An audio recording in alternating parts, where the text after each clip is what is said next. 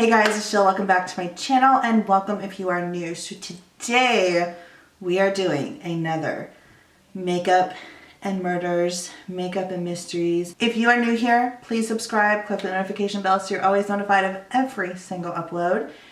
And let's go ahead and let's get to it. Today we're going to be talking about Patti Adkins. But before we get into that, I do want to thank our sponsor today. It is sponsored by Majosi, and I have these beautiful instant manicure nails here, and I also have some lashes.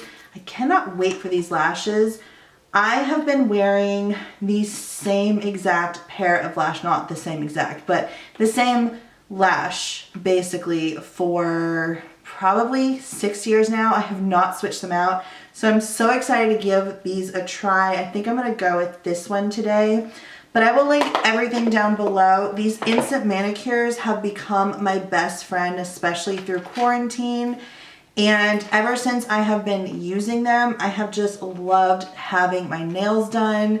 I almost feel incomplete when I don't have my nails done, and they're so fun with the colors and the little designs, and they are so inexpensive, and they're instant. Like, you literally, in this box, it has the little nail file, it has the little cleaning thing, it also has the stickies if you want to have them a little less permanent, maybe you want it for a day or two. And then you also get the little nail file with your nails. So I personally like to keep mine on for a few weeks, so I used the glue that was included, and this is the set that I used. Thought it was gonna go perfect with what I'm wearing today and also the makeup look that I'm gonna do today. But yeah, link and any kind of discount codes is going to be down below. I highly recommend these instant manicures. They're so inexpensive, and you can actually use these twice. So there's a bunch of different nails. I think there's like 24. You get 30 nails in here. So you can actually use these twice.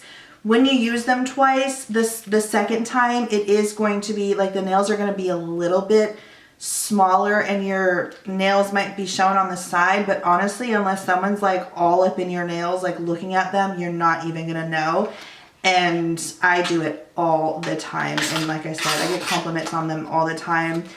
And you can cut them, they're flexible, they feel like your real nails, they are just amazing, and I love them so much. I did cut mine because I do not like long nails. They're perfect, I love them, and I am not an expert at filing at all, so I think I did a pretty good job. Okay, so this one is a good one today, and I wanted to go with one that I had personally never followed, never heard of, and this is just that. I've never heard of this person, never heard of this case, none of it. So we are going to be talking about Patricia Patti Adkins today, who was born on May 4th, 1972.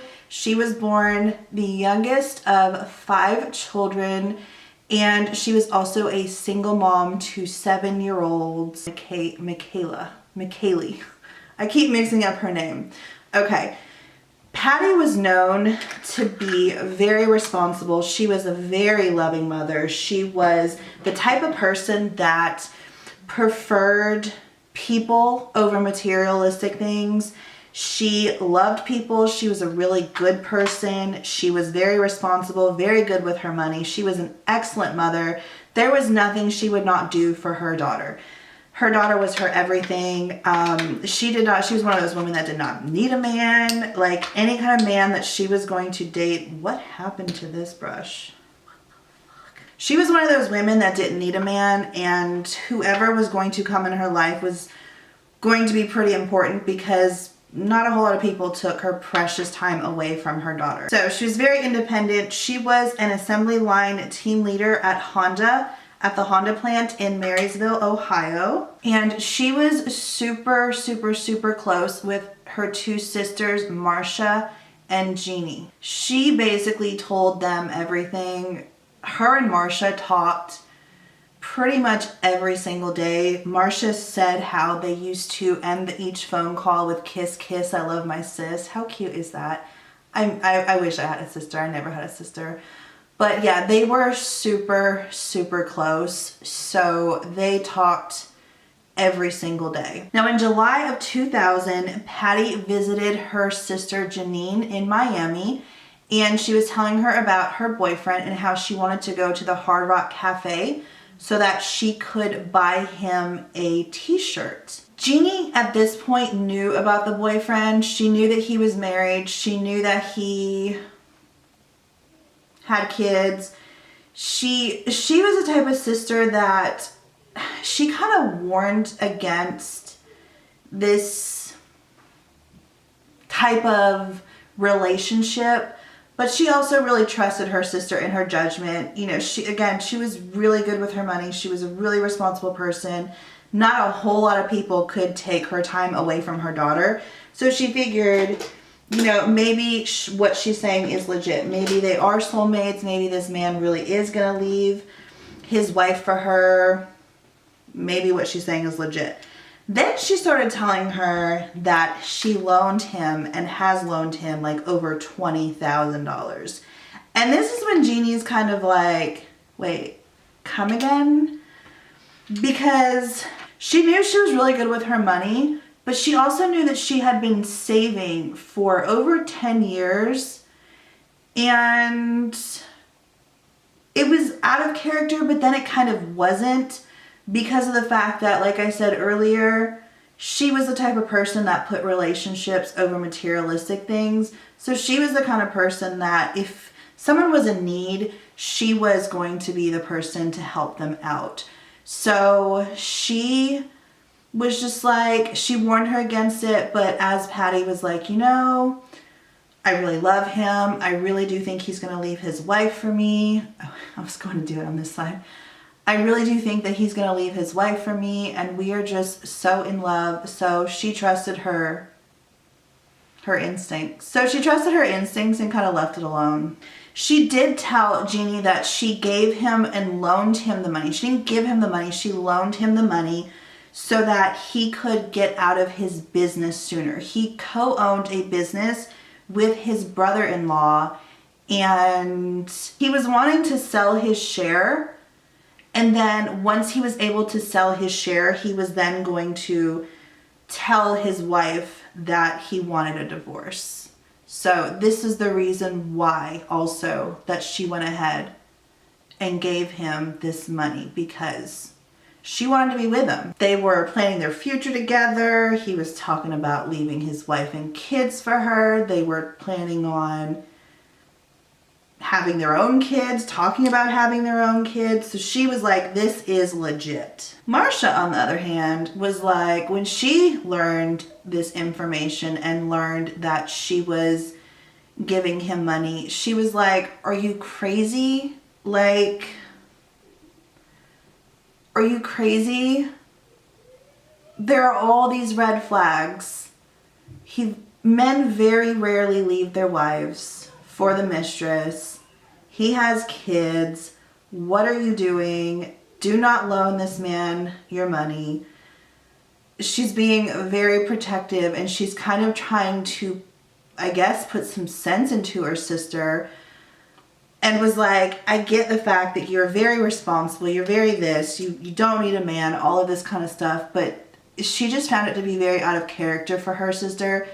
And, you know, rightfully so, because you can be the most strong woman in the world, but if you come in contact with a manipulator, girl. But Patti just kept telling Marcia, I love him, I trust him, he's going to leave his wife for me, and we're going to be together, and we're going to live happily ever after. She also told her sisters that the two of them were planning a trip. They were planning to go to a remote location in Canada. And again, this stirred up something in Marcia, because she was like, you know, when Patti told her, you're not going to be able to get in contact with me, you're not going to be able to reach me, she was like, wait a minute. They talked all the time. They talked every single day. She didn't like the idea of her sister going to this remote location with this man that she had never met, that was married, that Patti really honestly never even saw that much, according to what I saw when I read in like all of the records that everyone was able to pull about how much these two saw each other. Like, it was literally like just a handful of times, which I kind of thought a little weird. Did they see each other a lot more than...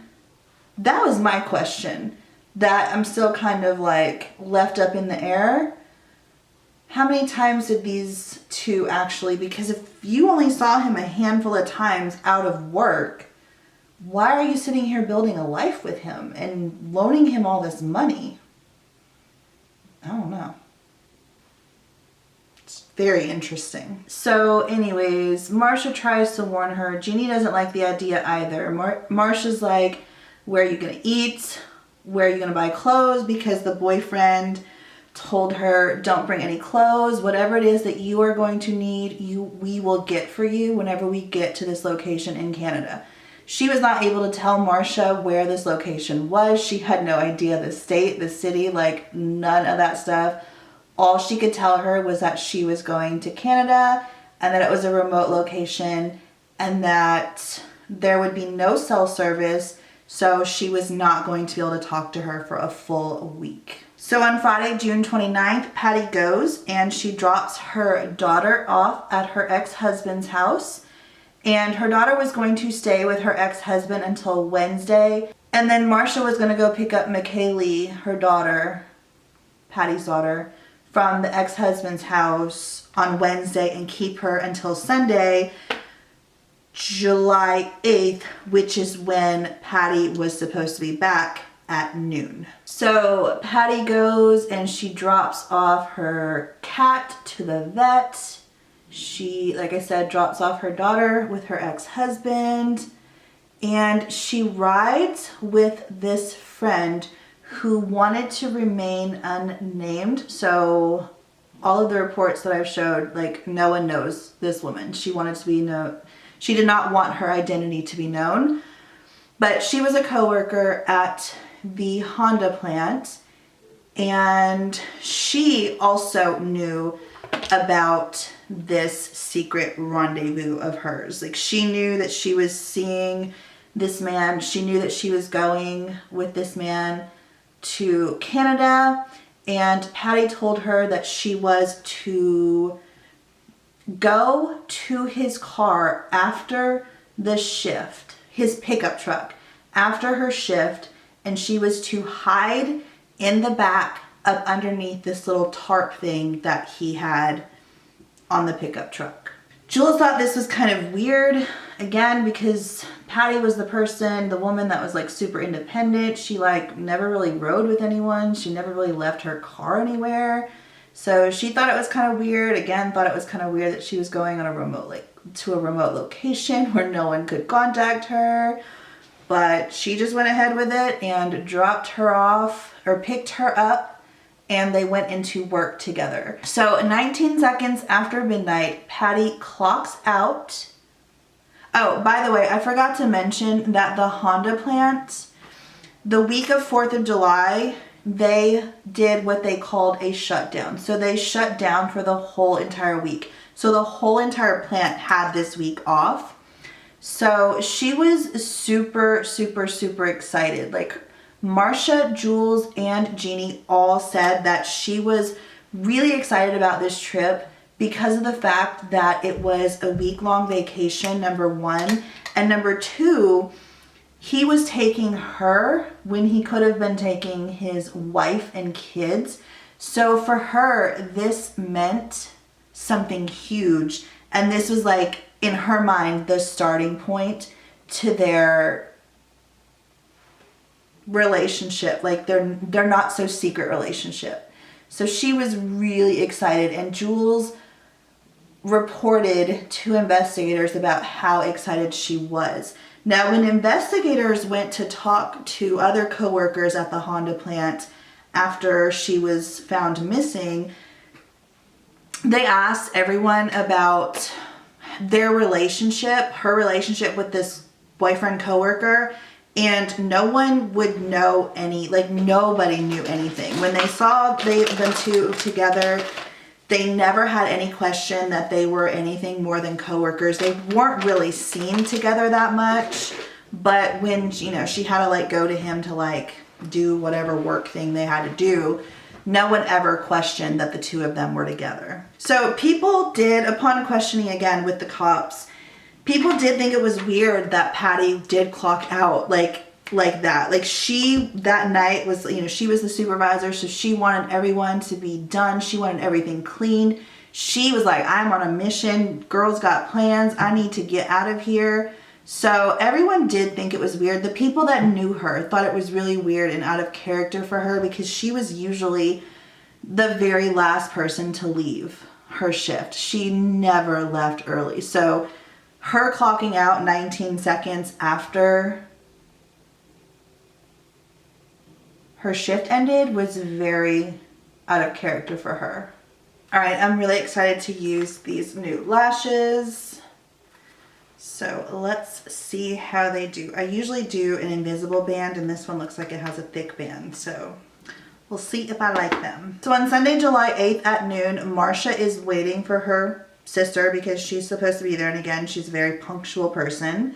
So, she doesn't show up. So she just figures that she's late. So at 12:30 when she hadn't arrived, she called her sister. She calls Patti and she obviously does not get an answer. And she's growing a little worried. She's like, okay, they could be running late, but I don't know. I just have some kind of feeling. I don't know. When she didn't hear back from her at 1, she kept calling. And she would call back in half-hour increments that turned into 15-minute increments, that turned into 5-minute increments, that turned into her just calling. And every single time she just got her voicemail, she never got through to Patti. So what is she to do? She calls the boyfriend and surprise, surprise, the wife answers. And of course, Marcia plays it cool and she's not all like, my sister was with your husband. No. Marcia tells wifey that she's a potential customer. And wifey tells her that he would be back later in the afternoon. So when wifey says that he'll be back later in the afternoon, Marcia's just like, okay, that just means that they are running late. 5 o'clock hits and she's like, okay, where are they? Seriously, where the heck are they? So she calls back, and this time old dude picks up the phone and she's like, hey, where is my sister? And he's like, Patti? Oh, you mean Patti from the Honda plant? Basically trying to play it off I don't know what the heck this crazy lady is talking about. I don't know who, why are you calling me about Patti? I don't know what do you want? What do you want? So Marcia flat out asks him, what did you do with my sister? What did you do to my sister? And he denied everything. He denied the trip. He denied the relationship with Patti. He denied the money, transfers, and ever taking money from Patti. And when he denies this, of course, Marcia starts to freak out because, again, she never liked the idea of this trip. She never liked the idea of this man getting, Patti giving this man all this money. She never liked the idea of her sister being with a married man and trying to basically break their marriage up. She didn't like any of this. But at this point, she realizes that Patti is missing. So she calls her sister Jenny. Who is in Indiana visiting their mom. And unfortunately, she's the one who has to break the news to the mom that, hey, mom, Patti is missing. At 7 p.m., Marcia calls the Marysville police and reports a missing person and files a missing person report. At 3 a.m. on July 9th, Marcia's just going crazy. She doesn't know what to do with herself. She feels really lost and hopeless at this point because She's talked to wifey. She's talked to the boyfriend. She's Marcia. Patti is nowhere to be found. She has not heard from Patti. This is not like Patti to just go and leave her daughter. Where is she? She feels hopeless, helpless. She's already filed the missing police report. What is she gonna do? It's 3 a.m. She can't sleep. She can't do nothing. So she calls wifey and boyfriend again. Wifey picks up this time and she tells her everything. She's like, hey, your husband has been seeing my sister Patti. They had this trip planned to a remote location in Canada. I have no idea where this location was that he planned to take her to. She's loaned him money. So they speak for 15 minutes and then wifey ends up giving the phone to her husband.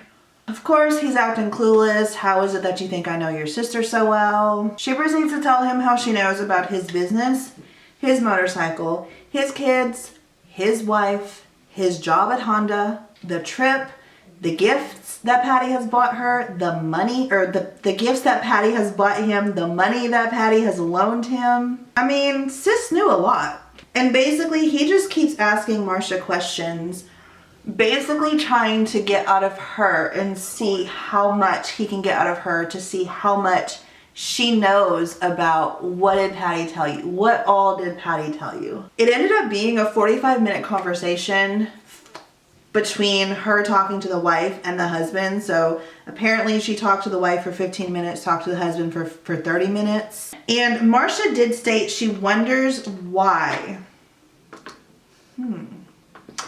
Why did the wife and husband talk to me so much? First of all, my question is this. Why did the wife not freak out when Marcia told her this information? I'm sorry, me as a wife, I'm going to be like, you said what? He was doing what? With who? And I'm going to ask all kinds of questions about... I'm going to ask all kinds of questions trying to get to know, what do you know?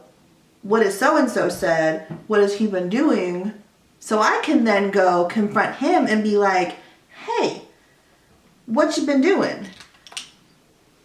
So my opinion on this is that she was somehow kind of somewhat involved in this whole situation.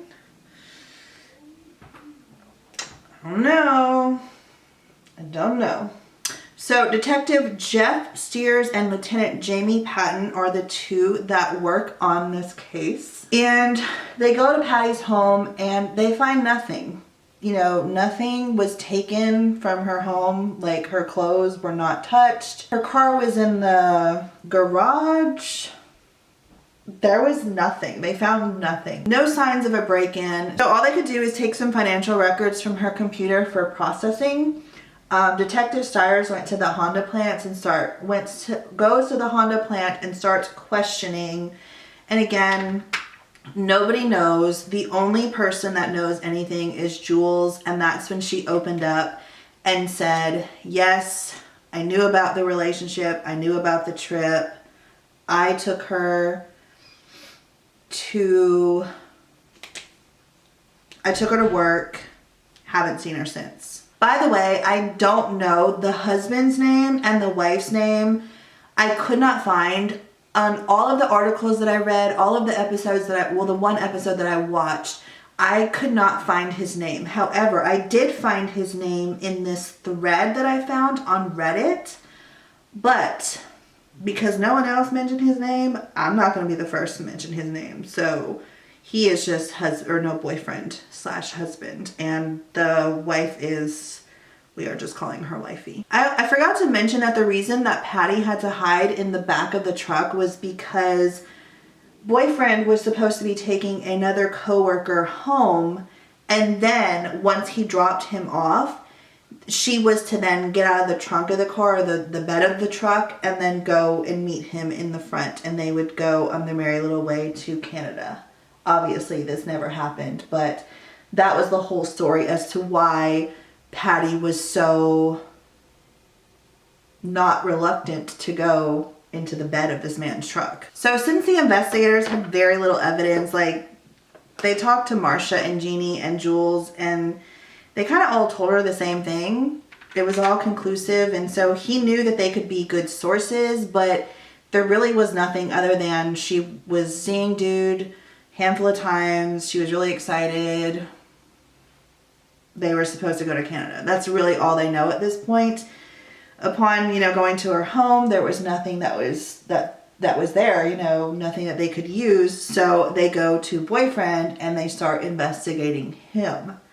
They go to his house and boyfriend lets them in and he's like, okay, yeah, sure.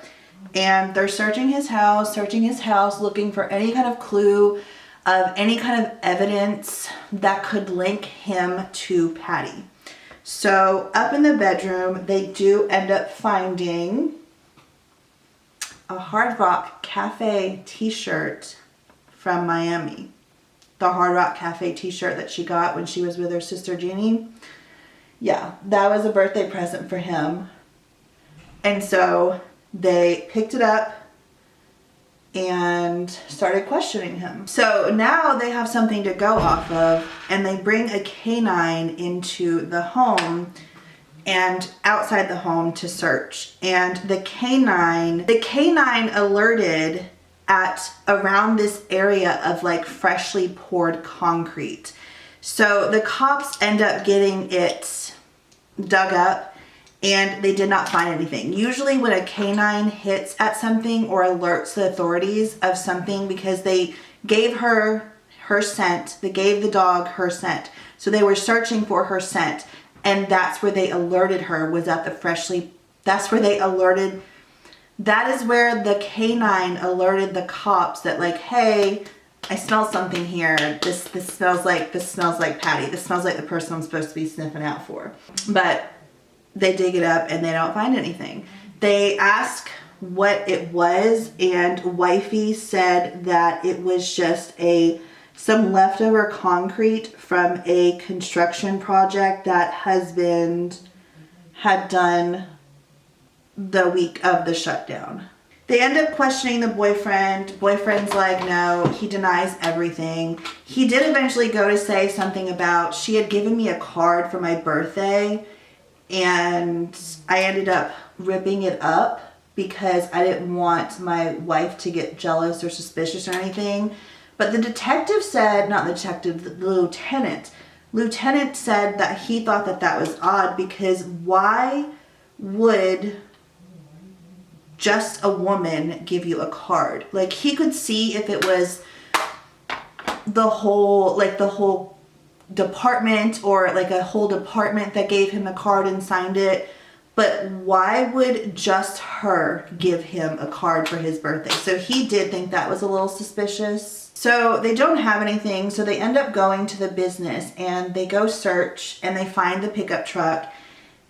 And the cover that he had purchased for it, it had the material or the equipment for the cover, but the cover was not there. So they found it in a storage loft at the business, and they found a cat hair and a tiny speck of blood. The lieutenant said the blood was so small, like the little speck of blood was so small that it would be, think of you swatting at or killing a mosquito, and the like tiny trace of blood that is in that mosquito is basically what they found as far as blood on this little tarp cover that went over the bed of the truck. They also found it weird that boyfriend bought this cover for his truck, because upon talking to the service manager at the business, what he used this truck for, which was like loading material and like loading things, there was no need for a cover at all. And the fact that he bought it,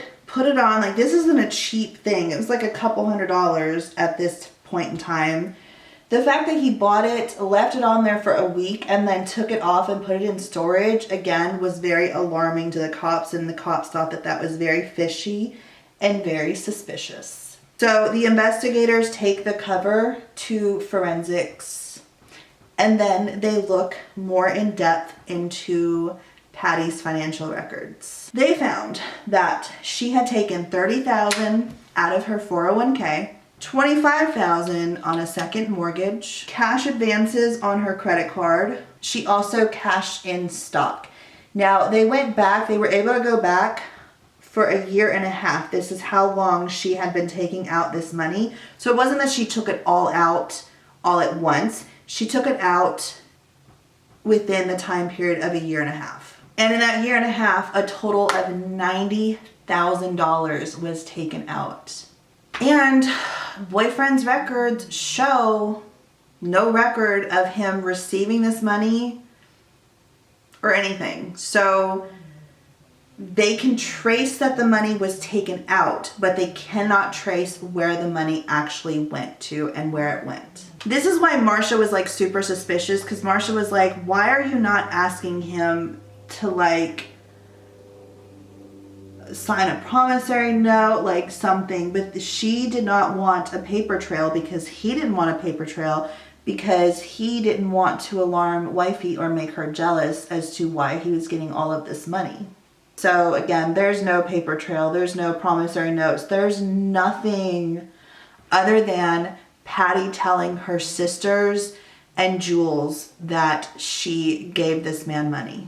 They were able to confirm that the cat hair was in fact Patti's cat, but unfortunately, like I stated earlier, the speck of blood was so small that if they were to run the blood, they only have one chance and one chance only. If the sample was tested, it would consume the whole entire sample. So the crime lab tells the leading prosecutor, David Phillips, that the DNA testing on the blood sample might not give conclusive results. So they're waiting to test this blood sample until they have more advanced methods.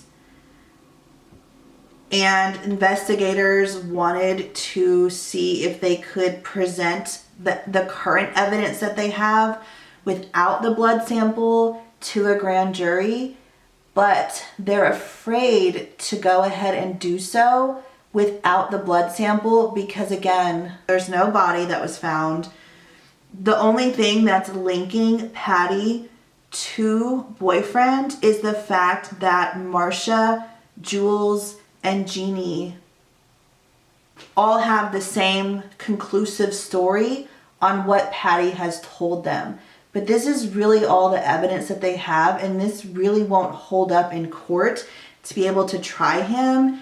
And once they try him, if he's found not guilty, they can't try him again, even when they do get the better, more advanced equipment to be able to test this blood sample, because if he's tried and he's found not guilty and then they test the blood, they find out that it was in fact Patti's, they cannot try him again. But at this point, boyfriend has not been arrested. He's still living his life free as can be. Patti has unfortunately not been found, and investigators are just waiting on better forensics for them to be able to test this blood sample. So I would like to see, what was the boyfriend's spending habits during this time period that she was giving him all this money? Did they not look into that? Because none of that was talked about, but I feel like that was like a key thing. Maybe they have investigated his spending habits and they didn't see anything. I don't know. And even if they did, without her body and without conclusive evidence of the blood sample pointing back to it being hers, would they still really be able to put him on trial? I don't know. I do hope that one day she's found and that justice is served and Patti's family can have some kind of peace of mind, but as of today, they don't. And it's super unfortunate. So let me know your thoughts in the comments down below. Huge thank you to Majosi for sponsoring this video. Don't forget to go check out their lashes. I am loving these lashes. I love the fact that I actually have something different and they look really, really, really good. Also, these nails are fantastic, phenomenal. Instant manicure, I love them. They have super cute designs and colors. And you can wear them short, you can cut them to wear them short, or you can keep them long. I really do love these a lot, and these lashes are great as well. So link and any kind of discount code is going to be down below. Thank you guys so much for watching. If you are new here, please subscribe, click the notification bell so you're always notified of every single upload. Give this video a thumbs up, share it, and I will see you guys in the next one. Bye.